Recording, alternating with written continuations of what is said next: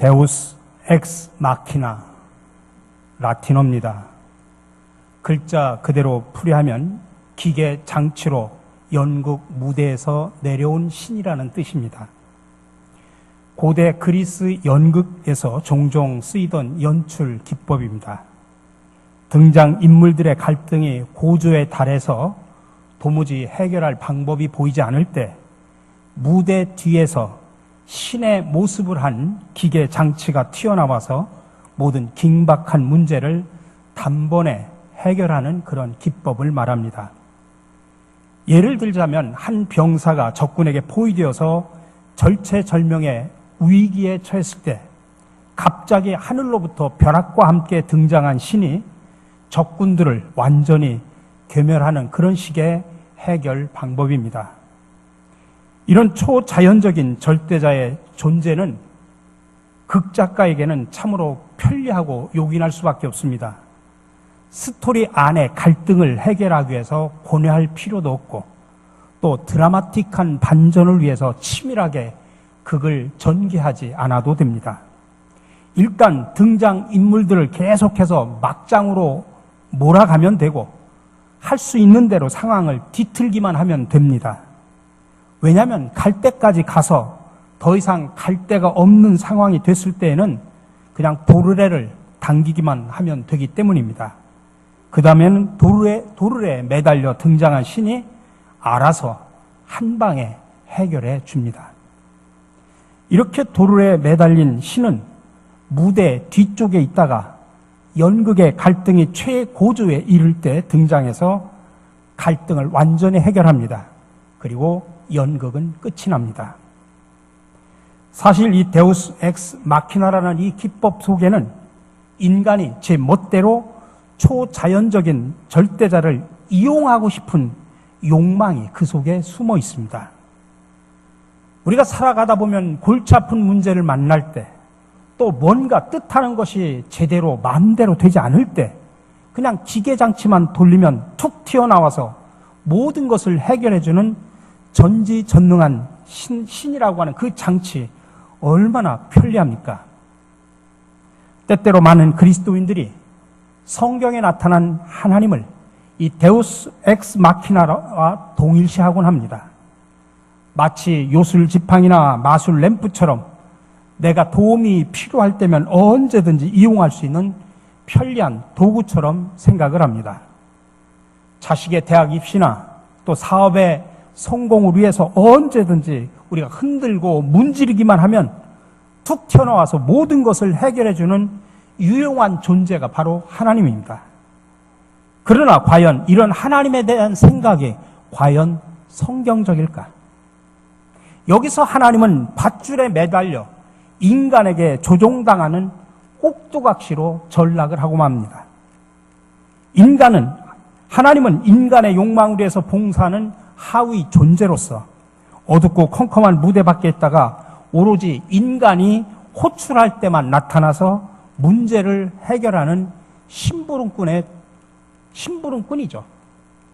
그래서 결국 인간이 하나님의 영광을 위해서 사는 것이 아니라 하나님이 인간의 욕망을 위해서 존재합니다.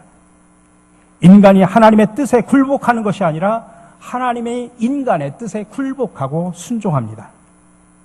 내 입맛에 맞는 하나님, 얼마나 유용하고 흥미롭습니까?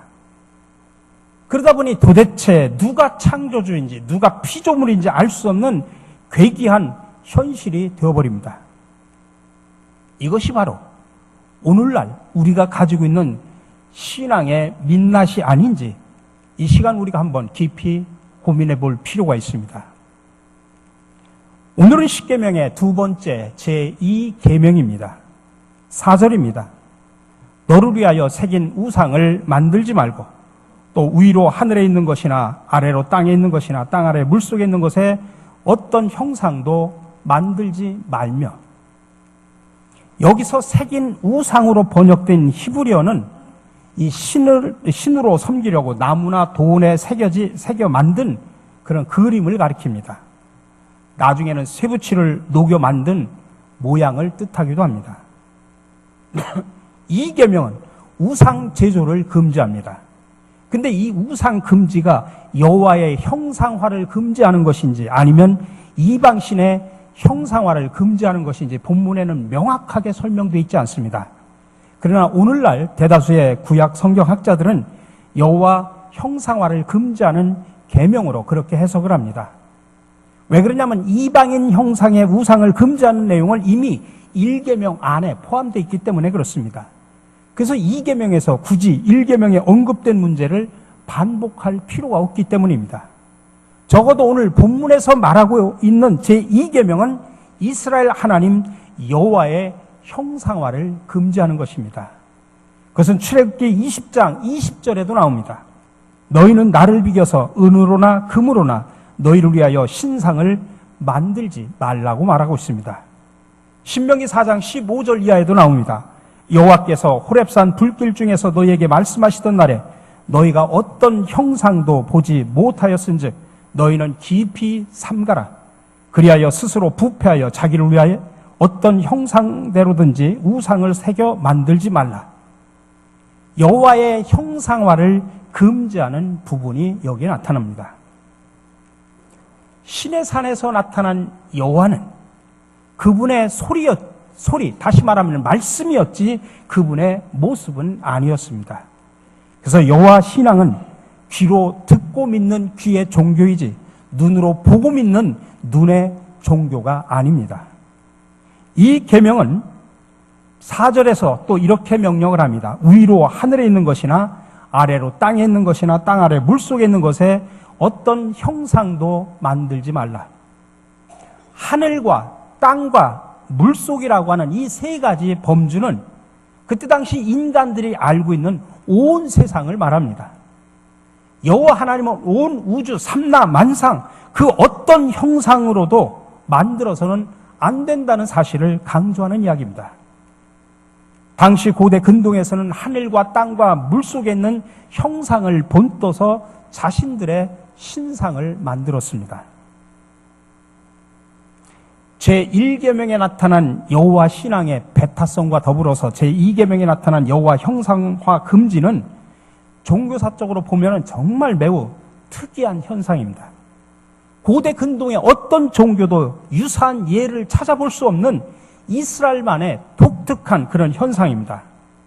당시에는 그림이나 형상들이 강력한 영향력을 갖고 있었기 때문에 자신들이 따르는 신들을 형상화하는 것이 당연했고 그 형상화를 적극적으로 활용하는 것이 당시의 보편적인 문화였습니다. 이어서 5절에서 말합니다. 그것들에게 절하지 말며 그것들을 섬기지 말라. 나 내 하나님 여호와는 질투하는 하나님이라. 여호와 하나님은 질투하는 하나님이라고 표현하고 있습니다. 근데 여기서 질투라고 하는 이 히브리어는 우리말로 정확하게 번역하기가 참 어렵다고 말합니다. 근데 본래 이 단어는 우리가 흔히 말할 때 질투라는 말 쓰면은 부정적인 어감이 오지 않습니까? 근데 그런 부정적인 어감이 느껴지지 않는 단어입니다. 이 단어의 본래적인 의미대로 살려서 번역을 하면은 열정, 정열, 이렇게 번역을 할 수도 있습니다. 하나님은 자신의 백성인 이스라엘을 향하여 열정을 갖고 계십니다. 따라서 이스라엘 백성들도 자신을 향한 하나님의 열정에 합당한 열정을 보여줘야 됩니다. 여호와의 질투는 여호와 하나님, 오직 여호와 하나님 한 분만을 섬기겠다고 약속한 사람이 그것을 어겼을 때 임하는 것입니다. 그래서 질투하시는 하나님은 또 자신의 권리를 찾으시는 하나님으로 또 번역할 수도 있습니다. 하나님은 마땅히 하나님으로서 존경받아야 됩니다. 근데 하나님께서 하나님의 합당하게 존경받지 못하실 때 그분은 가만히 계시지 않고 하나님으로서 마땅히 받아야 될 권리를 찾고자 하십니다. 이사야 42장 8절에 보면 나는 여호와니 이는 내 이름이라. 나는 내 영광을 다른 자에게 내 찬송을 우상에게 주지 아니하리라. 또 하나님을 인격적으로 묘사하고 있는 질투하시는 하나님이라고 하는 표현은 이스라엘을 뜨겁게 사랑하시는 하나님, 이렇게 말할 수도 있습니다. 여러분, 사랑이 없으면 질투도 없지 않습니까? 질투하시는 하나님이란 또 다른 한편으로는 이스라엘 백성들에게 사랑받기를 원하시는 하나님이라고 말할 수도 있습니다. 하나님은 그의 백성에게 온전한 충성과 헌신을 요구하십니다. 신명기 6장 4절 이하에 보면 이스라엘아 들으라 우리 하나님 여호와는 오직 유일한 여호와시니 너는 마음을 다하고 뜻을 다하고 힘을 다하여 네 하나님 여호와를 사랑하라. 이렇게 하나님은 질투하실 정도로 저와 여러분들을 사랑하고 계심을 믿으시기를 바랍니다. 제2계명은 또 5절 6절에서 말합니다. 그것들에게 절하지 말며 그것들을 섬기지 말라. 나 네 하나님 여호와는 질투하는 하나님인즉 즉 나를 미워하는 자의 죄를 갚되 아버지로부터 아들에게로 3, 4대까지 이르게 하거니와 나를 사랑하고 내 계명을 지키는 자에게는 1000대까지 은혜를 베푸느니라. 여러분 이 구절에서 죄를 저지르면 3, 4대까지 걸쳐서 불행을 당한다고 하는 이야기입니다. 그렇다면 얼마나 억울합니까? 아니 벌이라고 하는 것은 죄 지은 사람이 받아야 되지. 그 죄와 무관한 자식과 후손들까지 받는다고 하는 것은 하나님의 정의에 위반되는 거 아닌가? 우리가 그런 질문을 할 수 있습니다. 근데 여러분 분명히 아셔야 되는 것은 여기서 3, 4대에 걸친 보복은 우리가 흔히 오해하기를 한동안 그런 말이 한국 교회 속에서 유행어가 됐죠. 가게 흐르는 저주. 가게 흐르는 저주라고 하는 것은 성경적인 가르침은 전혀 아닙니다. 내가 죄를 졌으면 그 죄가 후자자손손까지 그 벌이 임한다는 이야기입니다. 이게 가게 흐르는 저주라고 하는 것입니다. 자손 대대로 조상의 죄값을 치러야 한다고 하는 이 이야기는 구약 성경하고는 정면으로 배치되는 그런 사상입니다. 신명기 24장 16절에 나옵니다. 아버지는 그 자식들로 말미암아 죽임을 당하지 않을 것이요 자식들은 그 아버지로 말미암아 죽임을 당하지 않을 것이니 각 사람은 자기 죄로 말미암아 죽임을 당할 것이라. 여기 어디에 자자손손 그 벌을 받는다는 이야기가 나옵니까? 또 이런 사상은 주전 597년 바벨론으로 끌려간 유대 사람들의 주장과 전 일맥상통합니다. 바벨론으로 포로로 끌려간 사람들이 에스겔서 18장 2절에서 뭐라고 이야기하냐면 아버지가 신포도를 먹었기 때문에 그 아들의 이가 시다. 그런 표현을 하면서 떠들어댔습니다. 그 말은 무슨 이야기냐면 자기들이 바벨론 포로로 끌려온 것은 자기들의 죄 때문에 아니라 우리 조상들의 죄 때문에 우리가 끌려왔다. 아버지가 신포도를 먹었기 때문에 우리들의 이가 시다. 그런 이야기를 하면서 이 이야기를 하는 것입니다. 바로 이런 사람들에게 에스겔 선지자는 뭐라고 지적하냐면 에스겔서 18장에서 말합니다. 모든 영혼이 다 내게 속한지라 아버지의 영혼이 내게 속한같이 그의 아들의 영혼도 내게 속하였나니 범죄하는 그 영혼은 죽으리라. 여기에 그런 이야기가 없다 이 소리입니다. 벌은 죄를 범하는 사람만 받는 것이다라는 이야기입니다. 그러므로 죄의 숙명론, 죄의 연자제, 가게 흐르는 저주, 이 모든 것은 다 비성경적입니다. 오히려 우리의 무속적인 신앙이 이 속에 담겨진 이야기입니다. 자, 그렇다면 죄를 3, 4대에 걸쳐서 갚겠다고 말한 이 말의 뜻이 뭐냐라고 하는 것입니다. 근데 여기서 3, 4대라고 하는 것은 내 후손의 3, 4대라고 하는 것으로 이해하면 안 됩니다. 우리도 몇십 년 전까지만 해도 우리가 한 가정에 몇 대의 대가족을 이뤄서 한 3, 4대가 한 가정에서 살았지 않습니까? 그런 우리의 대가족국 제도를 연상하면 됩니다. 보통 당시에 3, 4대가 대가족을 이뤄서 함께 살았지 않습니까? 그래서 한 사람의 행동이 그가 속한 집단의 운명에 영향을 준다고 하는 그런 의미로 해석을 해야 되는 것입니다. 그리고 무엇보다도 이 구절에서의 초점은 뭐냐면 죄는 3, 4대까지, 은혜는 1000대까지 미친다는 이야기입니다. 3, 4대와 1000대의 불균형의 대비라고 볼 수 있습니다. 하나님은 벌은 될 수 있는 대로 적게 주시고 벌을 주어야 한다면 당대의 한 가문으로 제한하신다는 이야기입니다. 반면 복은 될 수 있는 한 많이 주시고자 합니다. 그래서 5절 6절에 나를 미워하는 자의 죄를 갚되 아버지로부터 아들에게로 3, 4대까지 이르게 하거니와 나를 사랑하고 내 계명을 지키는 자에게는 천대까지 은혜를 베푸느니라. 죄와 벌은 대물림 되지 않는다는 이야기입니다. 그러나 복과 은총은 계속 대물림 된다는 이야기입니다. 이것이 바로 하나님의 은혜라는 이야기입니다. 그러므로 지금 우리가 하나님의 계명을 잘 지켜 준행한다면 우리 후손들은 하나님의 손길 안에서 거하게 된다는 사실을 여러분들 믿으시기 바랍니다. 우리가 하나님 앞에서 제대로 신앙생활하는 것이 내 후손들에게 복을 받는 길이고 또 그것이 우리 자녀들에게 줄 수 있는 가장 값지고 귀한 유산임을 믿으시기 바랍니다. 그렇다면 왜 하나님은 이스라엘 백성들에게 자신의 형상화를 금지하셨을까요? 보통 신앙의 대상이 형상화가 되면 그 형상은 자연스럽게 신 자체와 동일시됩니다. 그렇게 되면 신상을 이용해가지고 자신의 이득을 취하고자 하는 마음이 자연스럽게 생깁니다. 예를 들면 구약 성경에 모세 노뱀을 여러분들 예를 통해서 노뱀의 이야기를 보면 쉽게 이해할 수 있습니다. 민수기 21장 19절에 보면 모세가 노뱀을 만들어 장대 위에 다니 뱀에게 물린 자가 노뱀을 쳐다본 즉 모두 살더라. 광야 시절에 모세 노뱀은 독뱀에 물린 자들이 쳐다보기만 해도 치유가 되는 놀라운 성물이었습니다. 근데 이것이 시간이 지나면서 노뱀은 그 노뱀 그 자체에 영적인 어떤 능력 있는 것으로 곡해가 되고 급기야 히스기야 시대에 이르러서는 모세의 노뱀이 우상으로 전락이 됐던 것입니다.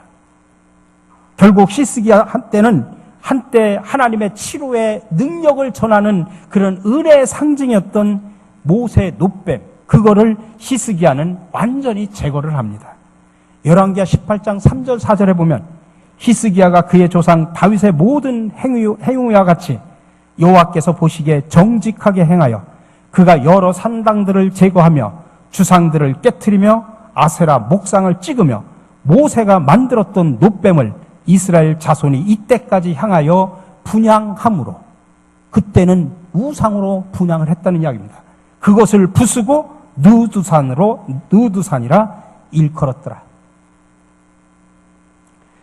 여러분, 고대 근동 사람들은 누군가를 그린 그림을 갖고 있으면 그 사람을 자신의 마음대로 조종할 수 있다고 생각을 했습니다. 그러니 그림은 단순한 그림이 아닙니다. 결국 하나님을 섬기기 위해서 하나님을 그림이나 형상으로 만드는 것은 그 하나님을 내 마음대로 조종할 수 있다는 생각하고 자연스럽게 이어지는 것입니다. 결국 형상화는 창조주를 피조물로 전락시키는 행위입니다. 그러므로 형상화 금지 계명의 핵심은 뭐냐면 하나님과 피조 세계를 근본적으로 구별하라 그 소리입니다. 하나님은 창조주이고 인간은 피조물이라는 이야기입니다. 여호와 하나님은 원칙적으로 이 세계의 어떤 피조물과 동일시할 수 없다는 것입니다. 따라서 여호와 하나님을 있는 그대로 섬겨야지 우리가 상상한 모양이나 우리가 좋아하는 모습으로 만들어서 섬겨서는 안 된다는 이야기입니다. 특별히 이 계명에서 너를 위하여 새긴 우상을 만들지 말라고 할 때 너를 위하여라고 하는 이 단어는 자기 중심적으로 혹은 자기 취향대로 하나님을 섬겨서는 안 된다는 사실을 강조하는 말입니다. 어떻게 보면 지금까지 한국 기독교는 인간을 창조한 하나님을 자기 멋대로 재창조함으로써 오히려 창조되지 말아야 될 그런 하나님을 만들어 왔는지도 모릅니다. 제가 앞서서 말했던 데우스 엑스 마키나와 같은 하나님을 만들어 오지 않았는가? 이렇게 하나님을 자기 방식대로 믿는 것은 자신을 위해 새긴 우상을 만드는 것입니다. 이런 행위는 하나님을 자기 입맛에 맞게 만들어 놓고 하나님을 자기 마음대로 조종하는 것과 같습니다. 하나님은 하나님 방식대로 믿고 따라야 합니다. 하나님이 원하시는 대로 하나님이 말씀하신 대로 믿고 순종해야 됩니다. 여기서 하나님이 원하는 방식, 그게 바로 계명입니다. 그게 바로 율법입니다. 그게 바로 오늘 말하려고 하는 제2계명의 핵심입니다. 이 말씀을 기억하면서 오늘 2계명으로 우리에게 주신 오늘 말씀을 다시 한번 음미하면서 우리 다 같이 함께 읽도록 하겠습니다. 너를 위하여 새긴 우상을 만들지 말고 또 위로 하늘에 있는 것이나 아래로 땅에 있는 것이나 땅 아래 물속에 있는 것에 어떤 형상도 만들지 말며 그것들에게 절하지 말며 그것들을 섬기지 말라. 나 내 하나님 여호와는 질투하는 하나님인즉 나를 미워하는 자의 죄를 갚되 아버지로부터 아들에게로 3, 4대까지 이르게 하거니와 나를 사랑하고 내 계명을 지키는 자에게는 1000대까지 은혜를 베푸느니라. 아멘. 함께 기도하겠습니다. 사랑의 주님, 오늘 10계명 중 제2계명을 통해 우리의 믿음의 시각을 새롭게 하시니 감사를 드립니다. 그러나 지금까지 우리는 우리의 입맛에 맞는 하나님을 만들어 왔음을 솔직히 고백합니다. 그래서 우리가 하나님의 영광을 위해 사는 것이 아니라 하나님이 우리의 탐욕과 욕망을 위해 존재하는 신으로 만들어 왔습니다. 또한 하나님을 우리의 방식대로 믿어 우리를 위하여 새긴 우상을 만들며 살아왔습니다. 그리고 하나님을 우리가 상상하는 모양이나 우리가 좋아하는 모습으로 만들어 섬겨왔습니다. 용서의 하나님, 지금까지 누가 창조주인지 누가 피조물인지 알 수 없는 분별력 없는 신앙생활을 회개하오니 용서하여 주옵소서. 이제부터 우리 모두 올바른 신앙 고백을 하게 하옵소서. 우리는 고백합니다. 하나님은 창조주이시고 우리는 피조물입니다. 그러므로 하나님이 원하시는 대로 하나님이 말씀하신 대로 믿고 순종할 수 있는 지혜와 믿음과 용기를 주시옵소서. 항상 말씀으로 우리를 새롭게 하시는 예수 그리스도 이름으로 기도드립니다. 아멘.